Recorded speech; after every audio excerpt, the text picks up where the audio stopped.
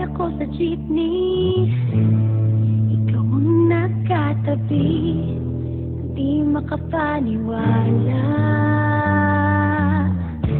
Parang mahiwagang nadama nung tumama sa'yo ang aking mga mata.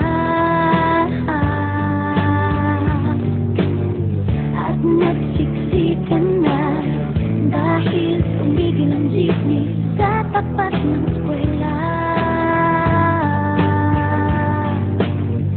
Biglang nagkadikit